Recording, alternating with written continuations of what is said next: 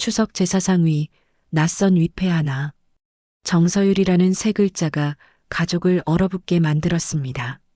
아버지, 이게 무슨 소리입니까? 큰아들 도진이 떨리는 목소리로 물었습니다. 태수는 오랜 침묵 끝에 입을 열었습니다. 정서율은 내 딸이다.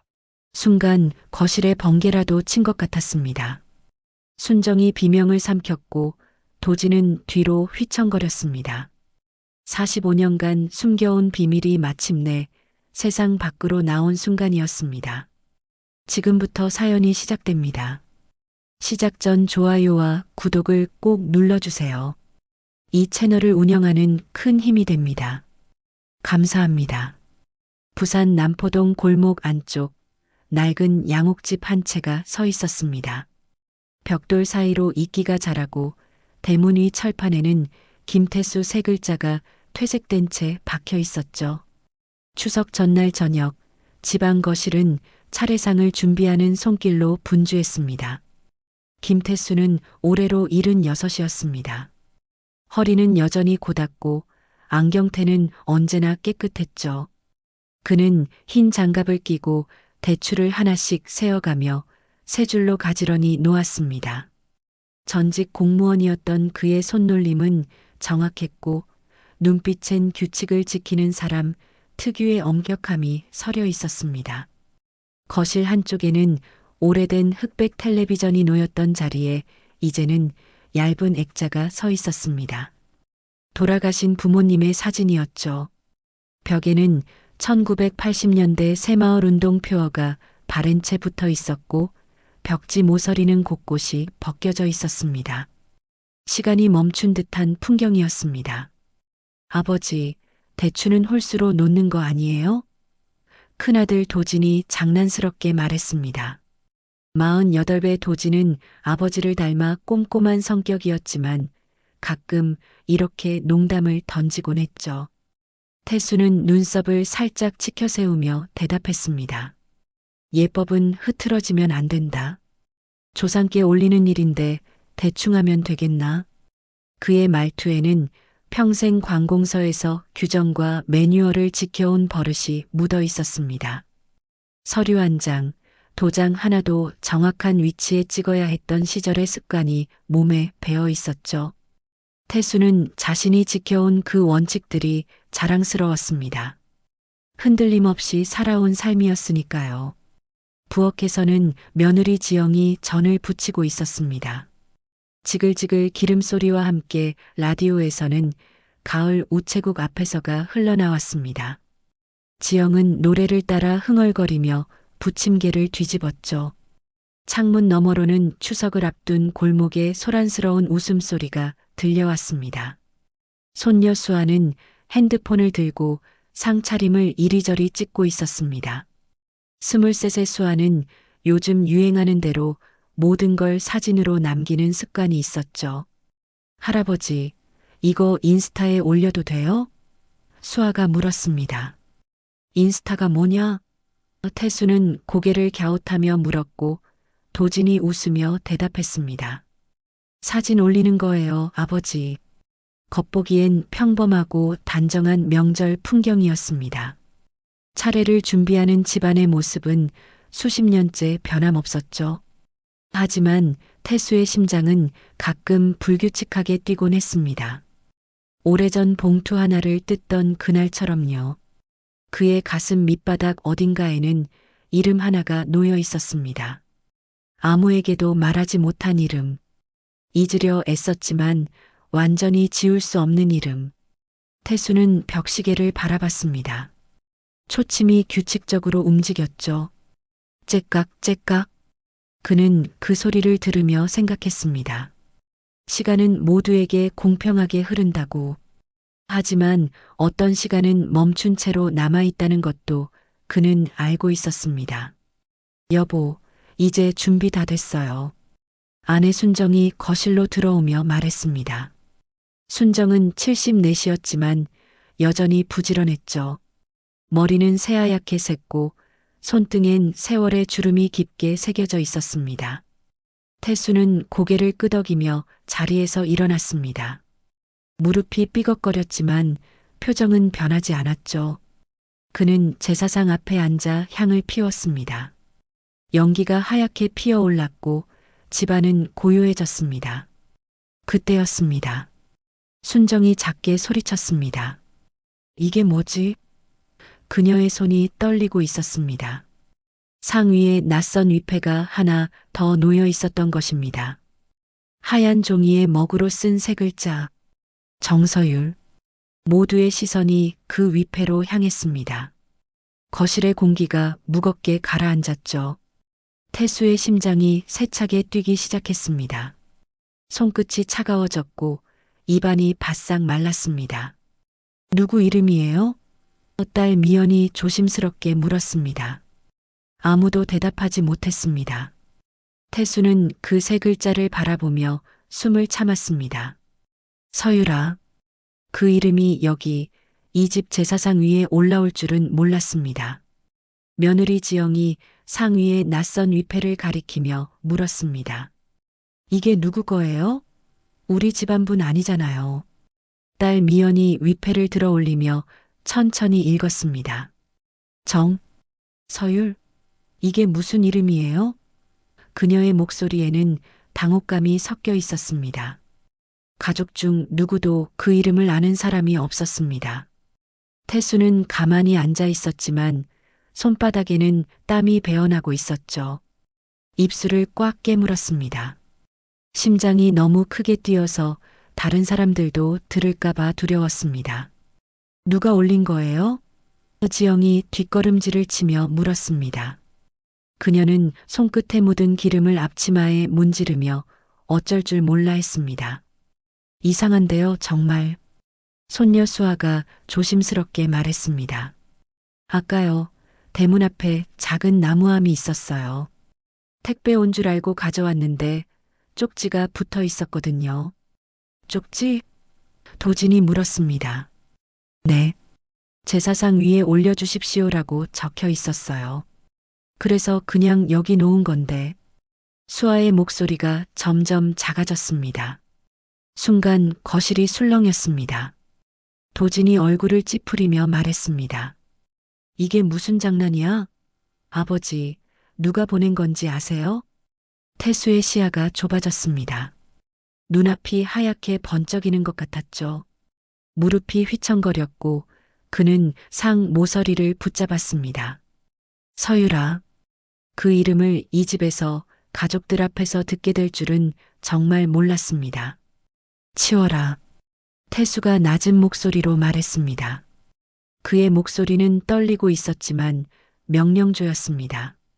하지만 아내 순정이 조용히 고개를 저었습니다. 여보. 그녀는 남편을 똑바로 바라보며 말했습니다. 누군가 이 집에 인연이 있다고 믿고 보낸 거겠죠. 함부로 치울 순 없어요. 어머니, 그래도. 지영이 말을 잇지 못했습니다. 순정은 위패를 조심스럽게 만지며 말했습니다. 오늘만큼은 묵고 가요. 추석인데 혹시 억울한 혼이라도 계시면 어쩌려고 그래요? 태수는 아내를 보며 입술을 깨물었습니다. 순정은 언제나 이랬습니다. 남편보다 더 넓은 마음을 가진 사람이었죠. 하지만 오늘만큼은 그녀의 그 마음이 두려웠습니다. 바로 그때였습니다. 현관에서 초인종이 울렸습니다. 띵동. 모두가 멈춰섰습니다. 밖에서는 빗소리가 들려왔습니다. 언제부터 비가 내렸는지 아무도 몰랐죠. 도진이 일어나 현관으로 향했습니다. 문을 열자 검은 우산을 쓴 여자가 서 있었습니다. 쉰 목소리의 중년 여성이었죠. 검은 옷을 입고 손에는 봉투 하나를 들고 있었습니다. 실례합니다. 여기 김태수 선생님 댁 맞습니까? 여자가 물었습니다. 도진은 경계하는 표정으로 대답했습니다. 네, 그런데 누구세요? 여자는 고개를 숙이며 말했습니다. 큰절 올리러 왔습니다. 안으로 들어가도 될까요? 도진이 당황해서 뒤를 돌아보자 태수가 일어나 있었습니다. 그의 얼굴은 창백했고 입술은 파르르 떨리고 있었습니다. 들어오시오. 그가 말했습니다. 여자는 신발을 벗고 거실로 들어왔습니다. 그녀는 제사상을 보더니 무릎을 꿇고 깊이 절을 올렸습니다. 한참을 그렇게 엎드려 있었죠. 가족들은 숨을 죽이고 지켜봤습니다. 여자가 고개를 들고 봉투를 꺼냈습니다. 이걸 드리려고 왔습니다. 봉투 안에는 오래된 사진 한 장과 얇은 서류 몇 장이 들어 있었습니다. 지영이 사진을 받아들었습니다. 그리고 그녀의 눈이 커졌습니다. 시아버님? 사진 속에는 젊은 태수가 있었습니다. 1979년이라고 적혀 있었죠. 포항 읍내 여인숙 간판 아래 20대 후반으로 보이는 태수가 서 있었습니다. 그 옆에는 수줍게 웃는 여인이 있었고 두 사람 사이에는 갓난아이의 손이 보였습니다. 미연이 떨리는 손으로 사진을 받아들었습니다. 아버지, 이게 뭐예요? 태수는 대답하지 못했습니다. 그는 그저 벽시계를 응시했습니다. 초침이 째깍째깍 규칙적으로 움직이고 있었죠. 하지만 그의 세계는 이미 무너지기 시작하고 있었습니다. 여자가 천천히 입을 열었습니다. 저는 정분의 여동생입니다. 그녀의 목소리는 차분했지만 슬픔이 묻어 있었습니다. 언니는 10년 전에 세상을 떠났습니다. 순정의 얼굴이 굳어졌습니다. 도지는 주먹을 쥐었고 미연은 입을 막았습니다. 여자는 계속 말했습니다. 조카 정서율은 언니가 세상을 떠난 뒤에도 아버지를 찾으려 했습니다. 자기 아버지가 누군지 알고 싶어 했죠. 하지만 끝내 만나지 못하고. 그만하시오. 태수가 컵을 상 위에 내려놓으며 말했습니다. 손이 떨려서 컵이 덜컹 소리를 냈습니다. 여자는 고개를 들고 태수를 똑바로 바라봤습니다. 그 위패를 누가 보냈는지 아십니까? 태수는 대답하지 않았습니다. 조카가 보냈습니다. 살아있을 때 직접 쓴 글씨로요. 그리고 저에게 부탁했습니다. 이모, 그 집 제사상 위에 내 이름 한 번만 올려달라고요. 여자의 눈에 눈물이 맺혔습니다. 아버지가 여기 계시니까요. 거실은 침묵에 잠겼습니다. 빗소리만이 창문을 두드리고 있었습니다. 거실의 침묵은 무거웠습니다. 여자는 봉투에서 서류를 하나 더 꺼냈습니다. 낡고 구겨진 종이였죠. 그녀는 그것을 조심스럽게 펼쳤습니다. 이건 언니가 남긴 편지입니다. 돌아가시기 전에 써두셨던 거예요. 여자의 목소리가 떨렸습니다. 언니는 끝까지 그분을 원망하지 않으셨어요. 다만 서유리가 아버지 얼굴 한번 보길 바라셨죠. 순정이 한 걸음 앞으로 나섰습니다. 그 정서율이란 사람은 지금 어디 있습니까? 여자는 잠시 망설이다가 대답했습니다. 그건 제가 직접 말씀드리기가. 그때 밖에서 또 다른 발소리가 들려왔습니다. 현관문이 열리는 소리. 도진이 재빨리 일어났지만 이미 한 남자가 거실로 들어서고 있었습니다. 40대 중반쯤 되어 보이는 남자였습니다. 수척한 얼굴에 눈가엔 피로가 깊게 배어 있었죠. 남자는 가족들을 보더니 정중히 허리를 굽혔습니다. 실례합니다. 저는 그가 숨을 고르며 말했습니다. 정서율의 남편 박진호입니다. 순간 거실의 공기가 얼어붙었습니다. 도진이 앞으로 나서며 물었습니다. 남편이요? 그럼 정서율이란 사람이 결혼을 했다는 건가요? 박진호는 고개를 끄덕였습니다. 네, 15년 전에 결혼했습니다. 딸도 하나 있습니다. 지영이 손을 입에 가져다 댔습니다. 그럼 시아버님한테 손녀가 하나 더 있다는 말씀이세요? 박진호는 대답 대신 상위의 위패를 가리켰습니다. 그는 조심스럽게 그것을 들어 올렸습니다. 제가 이걸 설명드려야 할 것 같습니다. 설명이요? 미연이 물었습니다. 박진호는 깊은 한숨을 내쉬었습니다. 아내는 아직 살아 있습니다. 모든 사람의 눈이 커졌습니다. 순정이 비틀거렸고 도진이 황급히 어머니를 부축했습니다. 태수는 그 자리에 굳어 있었습니다. 뭐라고요? 도진이 소리쳤습니다. 살아있다고요?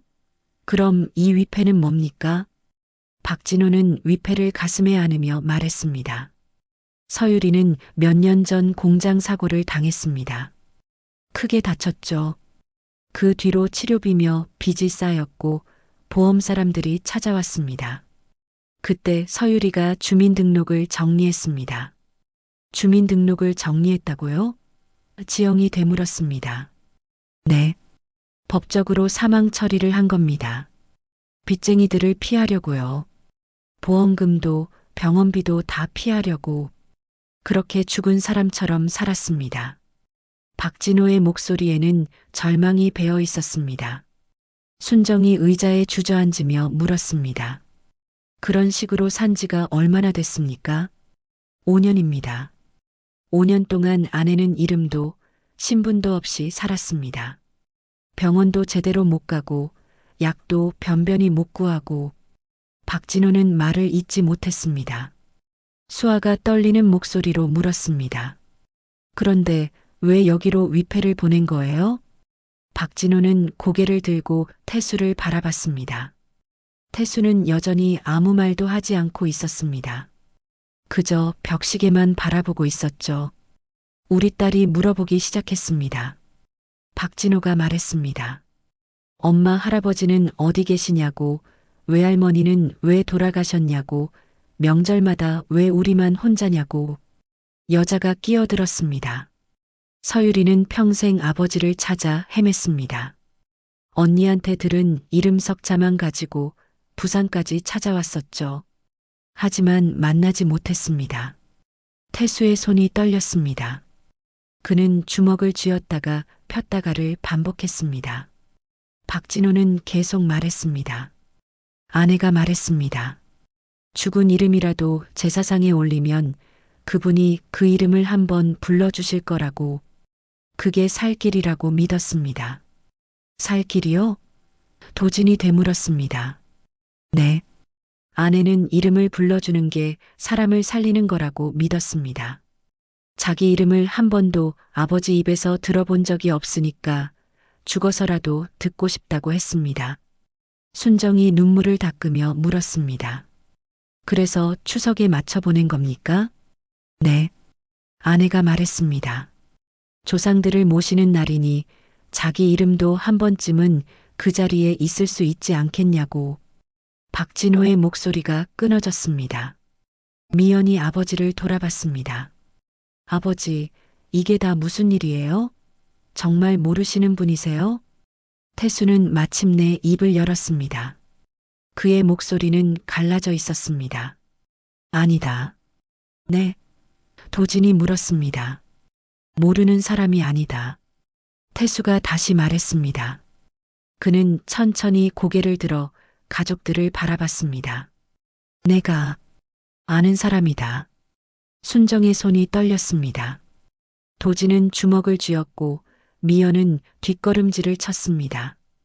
박진호가 조심스럽게 물었습니다. 그럼 선생님께서는?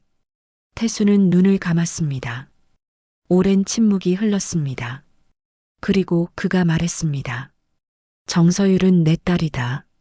거실에 번개라도 친 것 같았습니다. 순정이 비명을 삼켰고 도진은 뒤로 휘청거렸습니다. 지영은 그 자리에 주저앉았고 미연은 벽에 기댔습니다. 수아는 눈물을 흘리기 시작했습니다. 태수는 떨리는 목소리로 계속 말했습니다. 45년 전 일이다. 내가 외면한 아이다. 빗소리만이 창문을 두드렸습니다.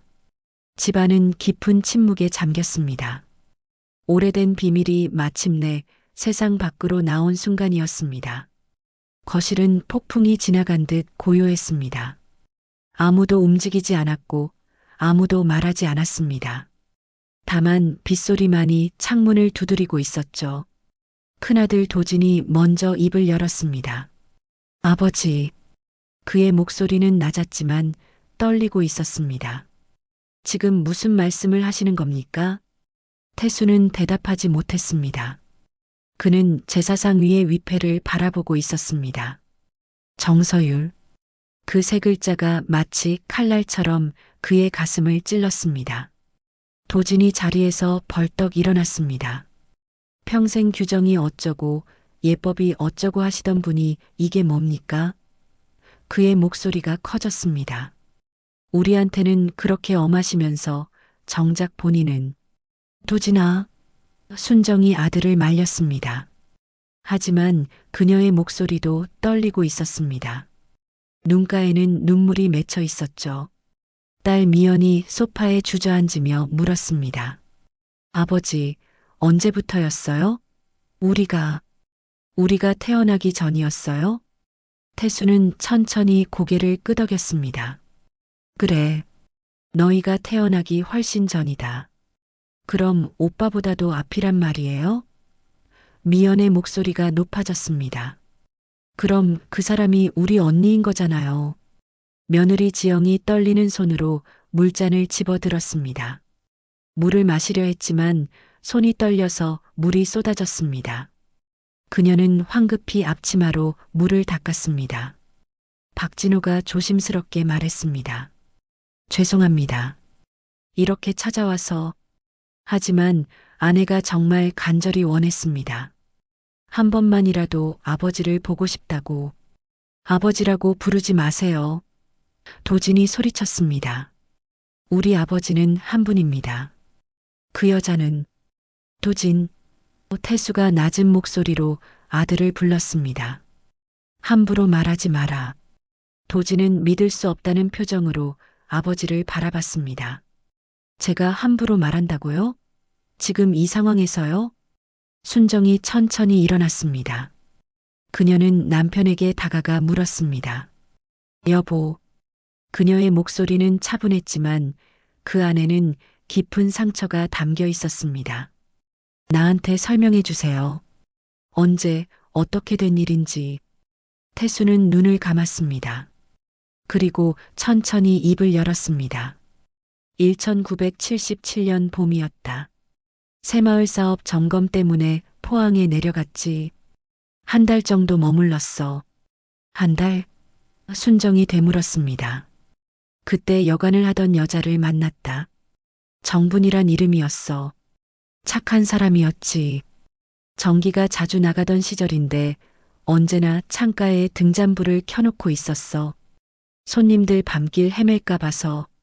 태수는 말을 잇지 못했습니다. 숨이 가빠졌고 가슴이 답답했습니다. 하지만 그는 계속해야 했습니다. 한 달 뒤 서울로 올라왔는데 석 달쯤 지나서 편지가 왔다. 아이를 가졌다고. 그 편지를 받고 나는 도망쳤군요. 도진이 차갑게 말했습니다. 태수는 고개를 숙였습니다. 그래, 도망쳤다. 나는 겁이 났다. 공무원 신분이었고 승진을 앞두고 있었어. 호적에 문제가 생기면 안 됐지. 그래서 외면했다는 거죠? 미연이 물었습니다. 돈을 보냈다. 봉투에 넣어서 몇 번 보냈어.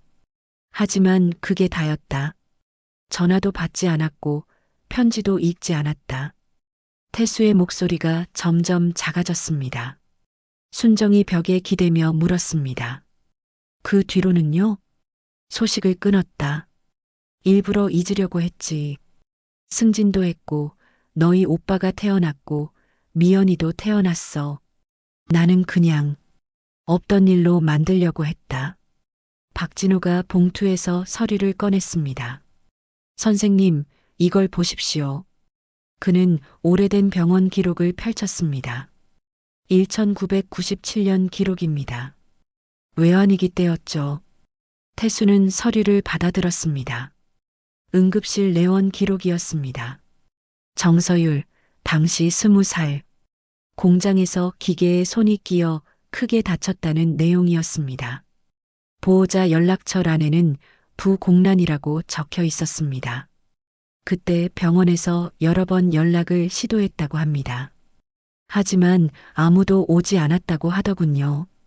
박진호의 목소리에는 분노가 섞여 있었습니다. 태수의 손이 떨렸습니다.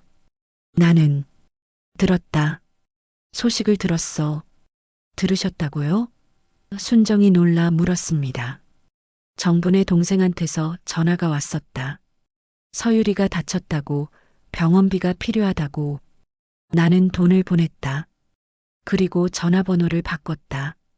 태수는 자신의 말에 스스로 무너졌습니다. 도진이 주먹으로 벽을 쳤습니다. 아버지. 그의 눈에는 눈물이 고여 있었습니다. 어떻게 그럴 수가 있어요? 본인 딸인데. 손녀 수아가 울먹이며 말했습니다. 할아버지, 왜 아무 말도 안 하신 거예요? 우리한테라도.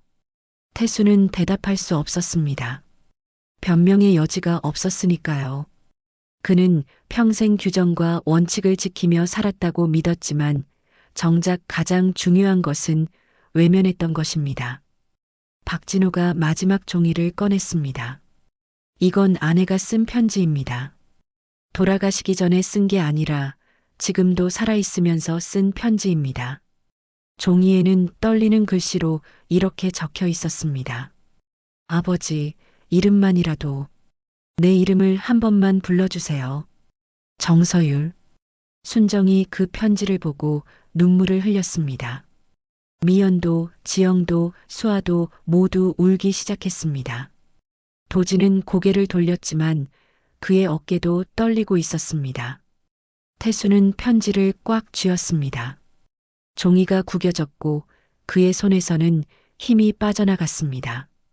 그는 마침내 무너졌습니다. 차례는 중단되었습니다. 아무도 상 앞에 앉지 않았고 향은 반쯤 타들어가며 재만 남기고 있었습니다. 거실은 깊은 침묵에 잠겼고 밖에서는 빗소리만 계속 들려왔습니다. 도진이 소파에 털썩 주저앉았습니다. 그는 두 손으로 얼굴을 감싸고 한참을 그렇게 있었습니다. 그러다가 고개를 들어 아버지를 봤습니다. 아버지, 저희는 뭡니까? 저희 가족은 뭐였어요? 태수는 대답하지 못했습니다. 그는 제사상 앞에 무릎을 꿇고 앉아 있었지만 더 이상 어떤 예법도 의미가 없었습니다. 도진이 계속 말했습니다. 평생 저희한테 정직하게 살라고 하셨잖아요. 거짓말하지 말라고, 책임지고 살라고. 그런데 아버지는 어땠습니까? 그의 목소리가 점점 커졌습니다. 이건 아버지의 과거가 아니라 우리 현재입니다. 미연이 오빠를 말렸습니다. 오빠, 그만해요. 왜 그만해? 우리가 알아야 할 진실 아냐? 도진이 소리쳤습니다. 우리한테 언니가 한 명 더 있었다는 걸, 그 언니가 평생 아버지를 찾아 헤맸다는 걸 우리는 왜 모르고 살았어?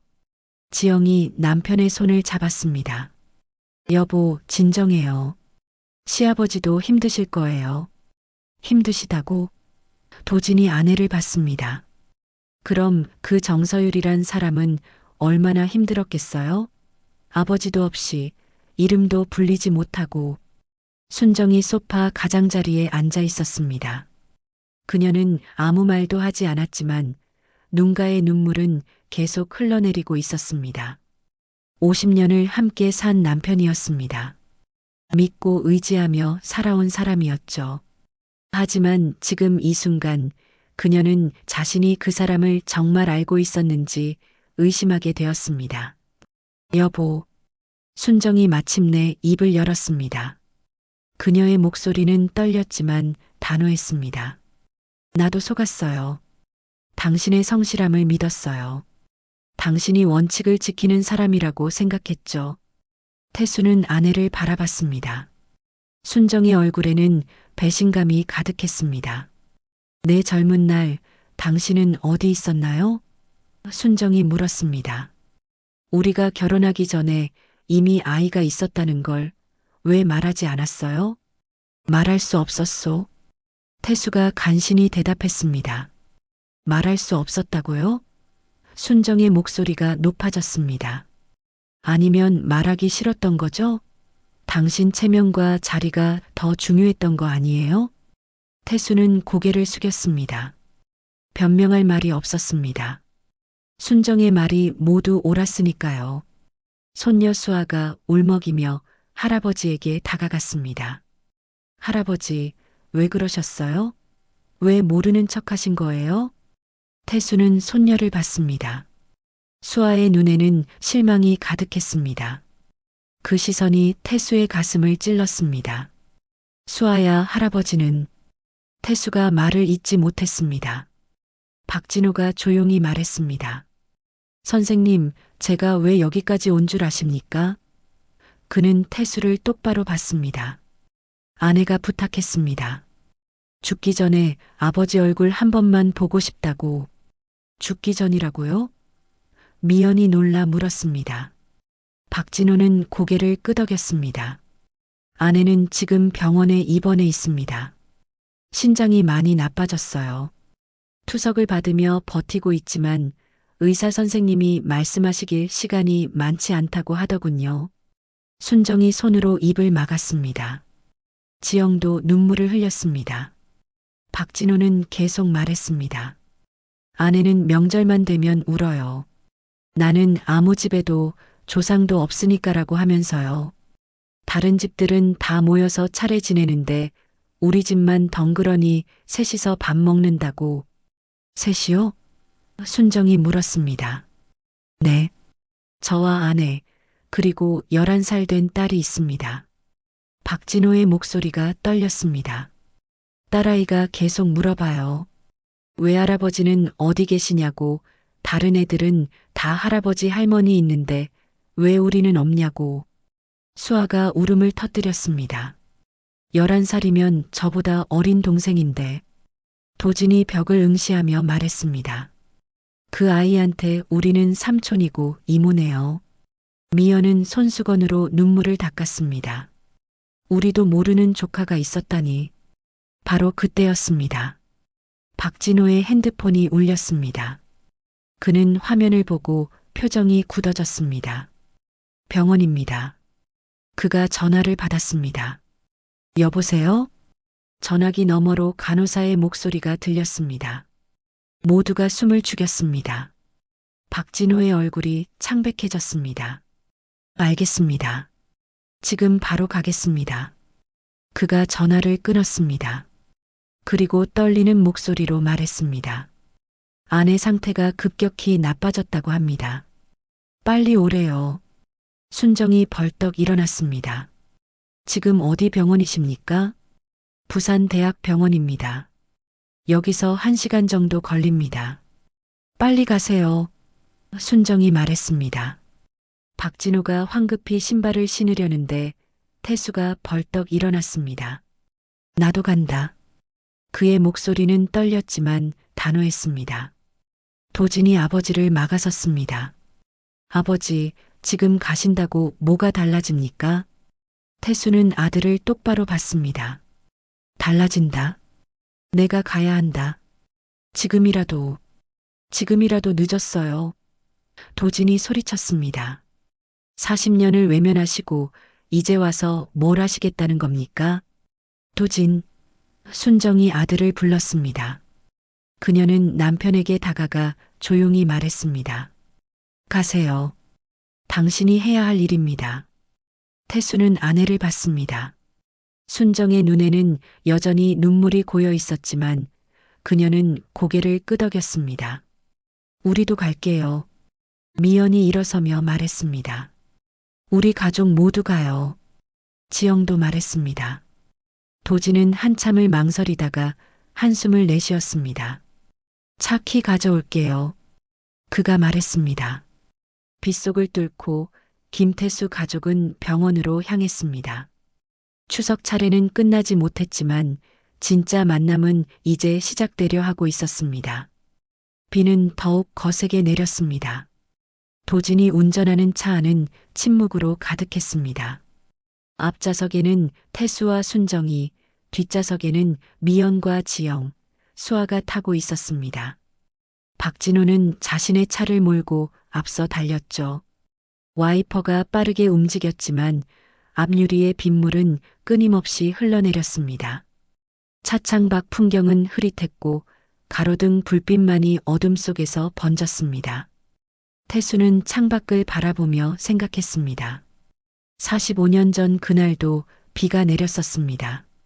포항 여관을 떠나던 날 정분이 우산도 없이 그를 배웅했었죠. 다음에 또 오세요. 그녀가 웃으며 말했었습니다. 하지만 태수는 돌아보지 않았습니다. 다시는 돌아가지 않을 거라고 마음먹었었죠. 아버지, 도진이 조용히 불렀습니다. 정말 아무것도 몰랐어요? 그 사람이 어떻게 사는지? 태수는 대답하지 못했습니다. 거짓말을 할 수 없었으니까요. 사실 그는 알고 있었습니다. 정분의 동생이 몇 번이나 연락을 했었고 서유리가 어렵게 산다는 소식도 들었었습니다. 하지만 그는 외면했습니다. 모르는 척했습니다. 순정이 손수건을 꺼내 눈물을 닦았습니다. 당신이 승진할 때마다 기뻐했었어요. 자랑스러웠죠. 그런데 그 자리가 다른 아이를 포기한 대가였다는 걸 이제야 알았네요. 태수의 가슴이 철렁 내려앉았습니다. 아내의 말이 비수처럼 꽂혔습니다. 뒷좌석에서 수아가 물었습니다. 할머니, 그 언니는 어떤 분일까요? 순정은 잠시 생각하다가 대답했습니다. 글쎄다. 하지만 할아버지를 닮았을 거야. 우리 도진이 오빠랑 미연이 이모도 할아버지 닮았잖니.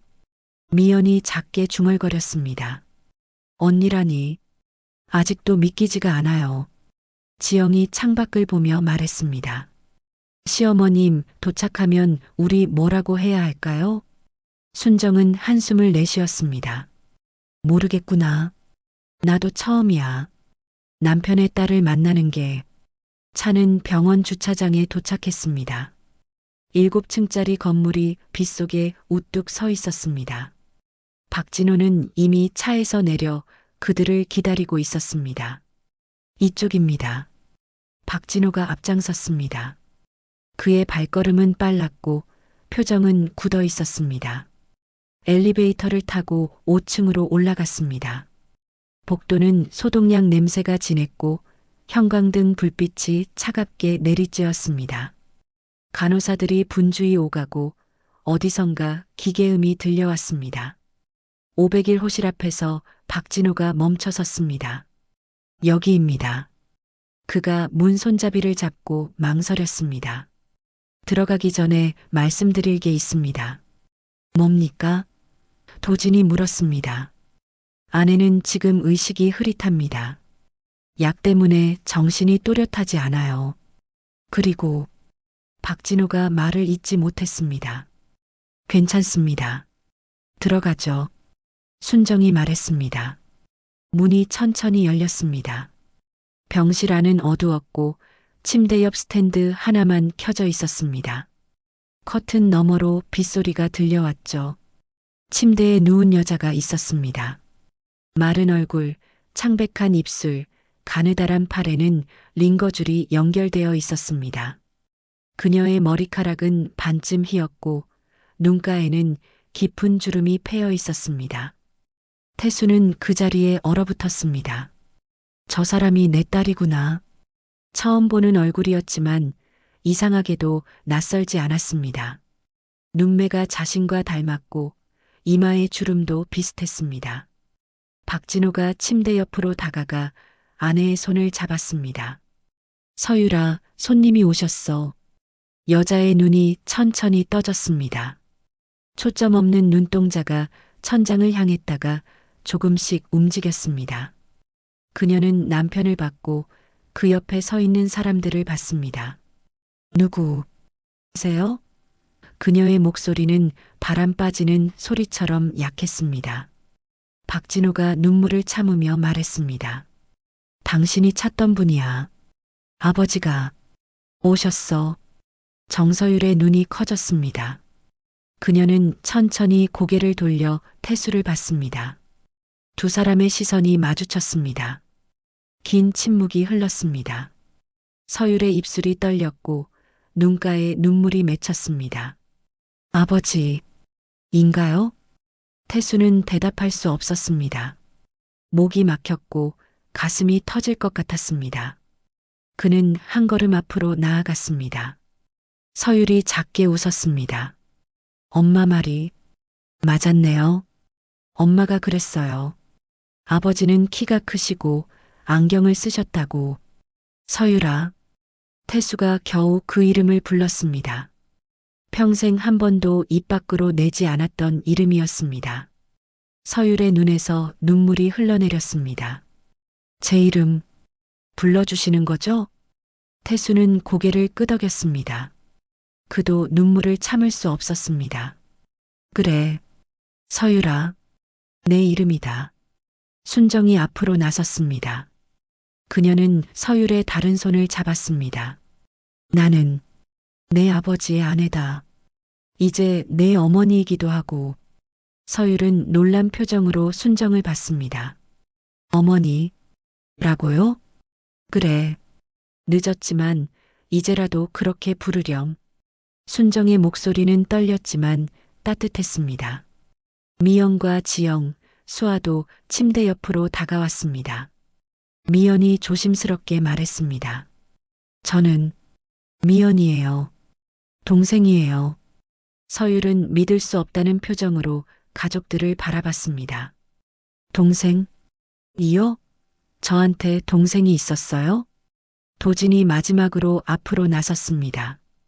그는 한참을 망설이다가 말했습니다. 저는 도진입니다. 남동생입니다.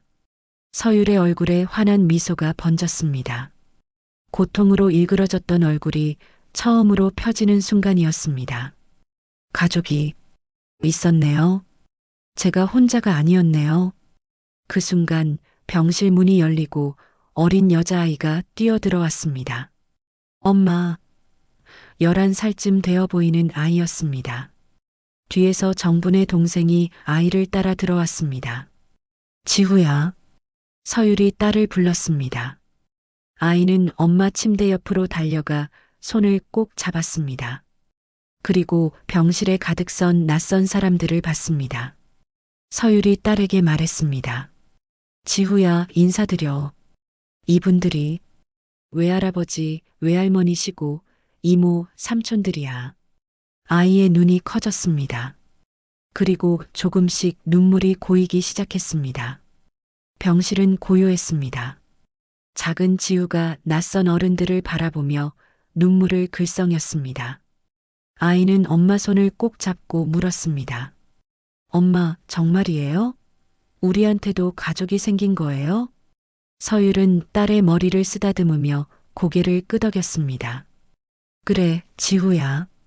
이제 우리도 명절에 모일 수 있어. 수아가 앞으로 나섰습니다. 안녕, 지후야.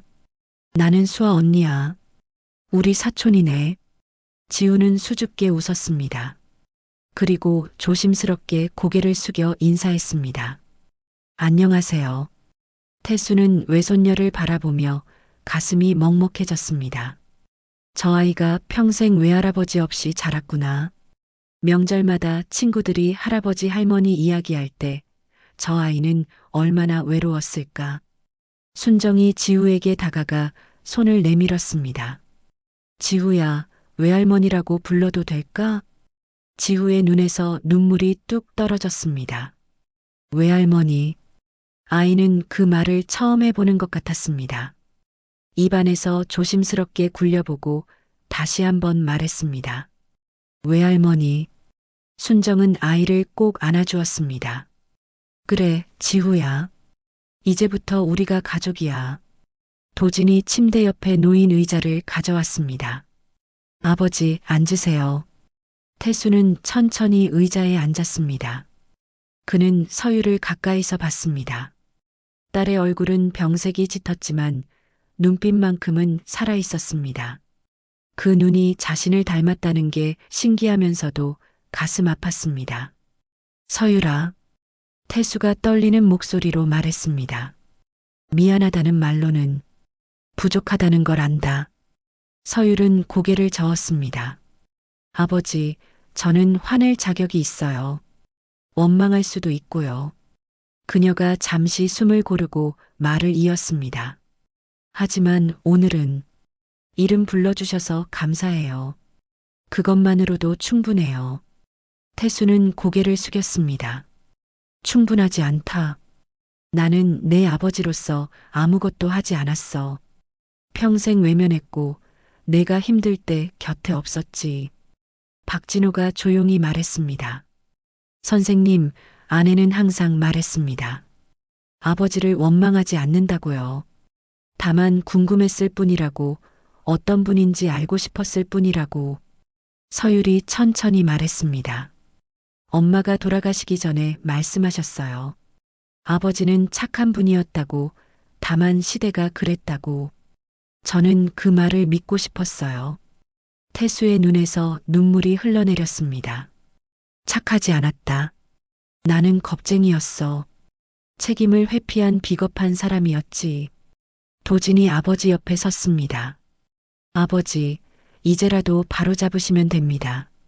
태수는 아들을 봤습니다. 도진의 눈빛에는 이해와 용서가 담겨 있었습니다. 그는 고개를 끄덕이고 서율에게 말했습니다. 서율아, 늦었지만 내가 할 수 있는 일을 하겠다. 치료비와 생활, 내가 책임질게. 박진호가 고개를 저었습니다. 선생님, 돈으로는 다 갚을 수 없습니다. 알고 있다. 태수가 말했습니다. 그래서 시간으로 갚겠다. 매주 이 병원에 올게.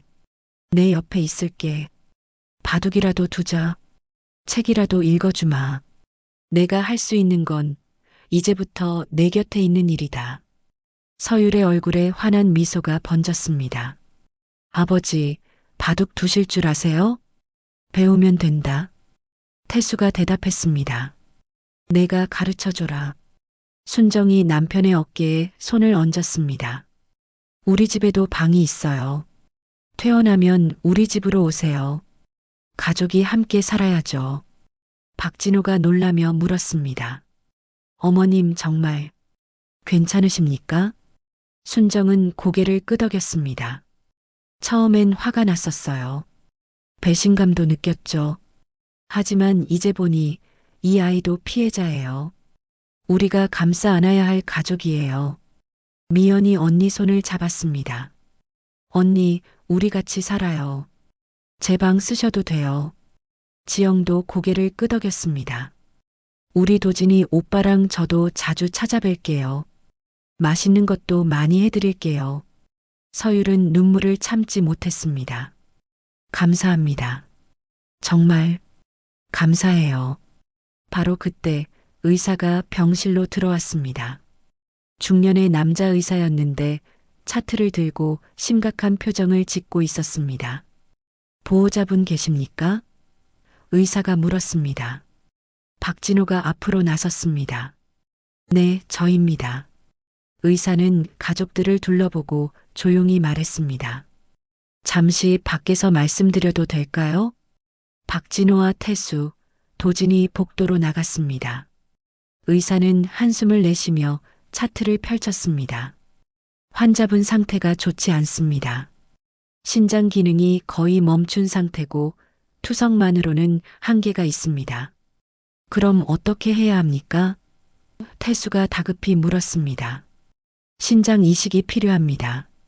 하지만 대기자 명단이 길고 환자분 혈액형이 희귀해서 공여자를 찾기가 쉽지 않습니다. 혈액형이 뭡니까?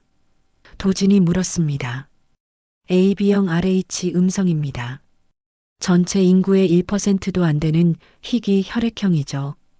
태수는 가슴이 철렁 내려앉았습니다. 그리고 조용히 말했습니다. 제가 그 혈액형입니다. 의사와 박진호, 도진이 모두 태수를 봤습니다. 정말입니까? 의사가 물었습니다. 태수는 고개를 끄덕였습니다. 확실합니다. 공무원 시절 헌혈할 때 여러 번 확인했습니다. 희귀 혈액형이라고 등록도 해뒀었죠. 의사가 진지한 표정으로 말했습니다. 혈액 검사와 조직 적합성 검사를 해봐야겠지만 만약 적합하다면 선생님께서 기증하실 수 있습니까? 태수는 주저없이 대답했습니다. 당연합니다. 당장 검사해 주십시오. 도진이 아버지를 봤습니다. 아버지, 연세가 있으신데 괜찮으시겠어요? 괜찮다. 태수가 단호하게 말했습니다. 이건 내가 해야 할 일이다. 45년 전 하지 못한 일을 이제라도 하는 거야. 박진호는 태수의 손을 꼭 잡았습니다. 감사합니다, 아버님. 태수는 고개를 저었습니다. 고맙다고 하지 마라. 이건 내 의무다. 병실로 돌아온 세 사람의 표정은 달라져 있었습니다. 희망이 보였습니다. 서율은 그들의 얼굴을 보고 물었습니다. 무슨 일이에요? 태수는 딸의 손을 잡았습니다. 서율아, 아버지가 내게 줄 수 있는 게 생겼다. 석 달이 흘렀습니다. 겨울이 왔고 부산 남포동 골목에는 첫눈이 내렸습니다. 오래된 양옥집 마당에 하얀 눈이 소복이 쌓였고 대문 앞에는 새로운 이름표가 걸렸습니다. 김태수 정서율 가족이라고 적혀 있었죠. 태수는 수술을 무사히 마쳤습니다. 그의 신장 하나가 딸 서율에게 이식되었고 두 사람 모두 회복 중이었습니다. 병원에서는 기적이라고 말했습니다.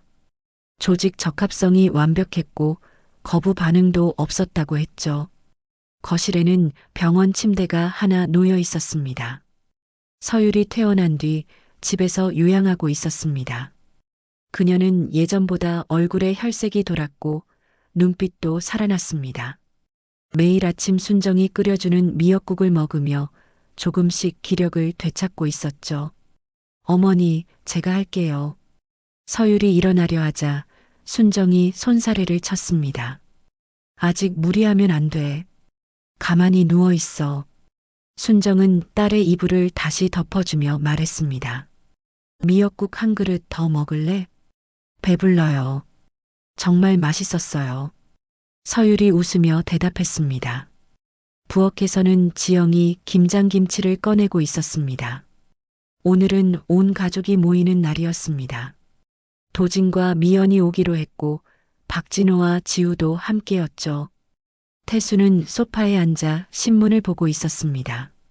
수술 후 체력이 예전 같지 않았지만 표정은 한결 밝아졌습니다. 그는 가끔 딸을 바라봤고 서율도 아버지를 보며 미소 지었습니다. 초인종이 울렸습니다. 수아가 달려가 문을 열었습니다. 삼촌, 이모, 도진과 미연이 과일 바구니를 들고 들어왔습니다. 박진호는 지우의 손을 잡고 따라왔죠. 언니, 좀 어때? 미연이 서율에게 다가가 물었습니다. 많이 좋아졌어. 다 아버지 덕분이야. 서율이 대답했습니다. 지우는 외할아버지에게 달려가 안겼습니다. 외할아버지. 태수는 외손녀를 안아 올렸습니다.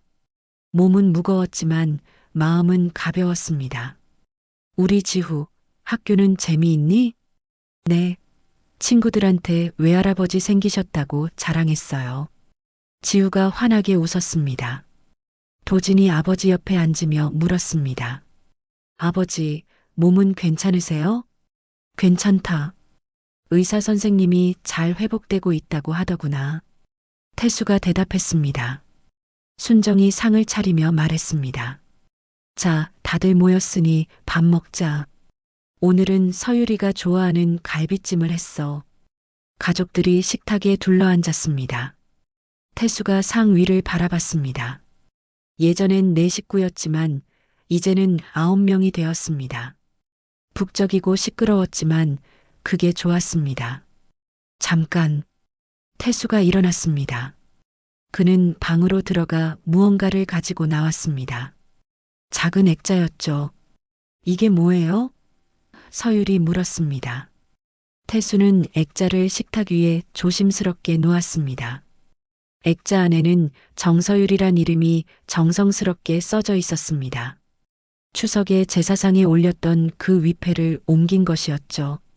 이 이름은 제사상이 아니라 여기 있어야 한다. 살아있는 자리에. 태수가 말했습니다. 우리 집의 큰딸 정서율. 서율의 눈에서 눈물이 흘러내렸습니다. 아버지. 태수는 계속 말했습니다. 예전엔 규정과 체면이 중요하다고 생각했다. 하지만 그건 잘못됐어. 규정은 사람을 지키라고 있는 거지, 사람을 버리라고 있는 게 아니야. 도진이 고개를 끄덕였습니다. 맞아요, 아버지. 순정이 남편의 손을 잡았습니다. 당신 많이 변했어요.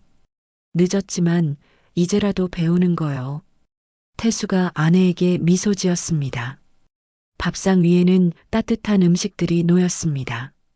갈비찜, 된장찌개, 김치, 나물들. 수십 년 동안 순정이 만들어 온 집밥이었지만 오늘따라 더 특별하게 느껴졌습니다. 자, 다들 먹자. 태수가 숟가락을 들었습니다. 잠깐만요. 지우가 손을 번쩍 들었습니다. 외할아버지, 제가 학교에서 배운 거 있어요. 뭔데? 태수가 물었습니다. 밥 먹기 전에 감사 인사하는 거요. 선생님이 그러는데 가족들이랑 함께 있는 게 제일 소중한 거래요. 지우는 작은 손을 모으고 말했습니다. 외할아버지, 외할머니, 엄마, 아빠, 수아, 언니, 삼촌, 이모, 이모부 다 같이 있어서 감사해요. 모두가 웃었습니다. 그리고 함께 손을 모았습니다. 태수도, 순정도, 도진도, 미연도, 지영도, 서율도, 박진호도, 수아도 감사합니다.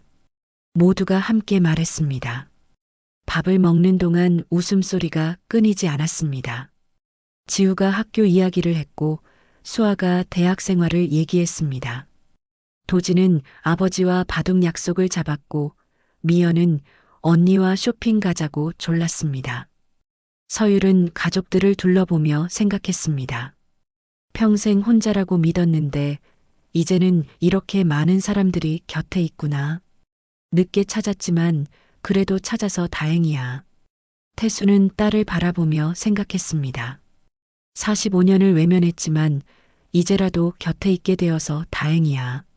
시간은 되돌릴 수 없지만 남은 시간을 함께 할 수 있으니.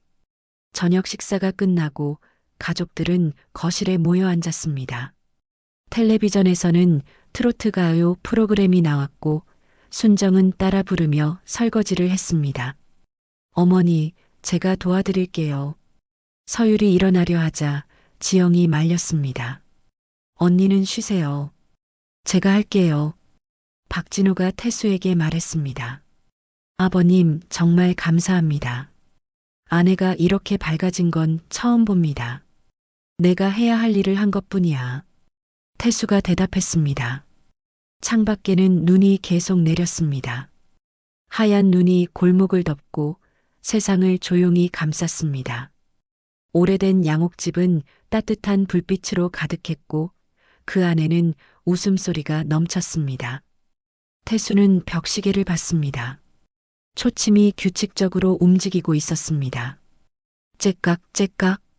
예전에는 그 소리가 의무처럼 느껴졌지만 이제는 달랐습니다.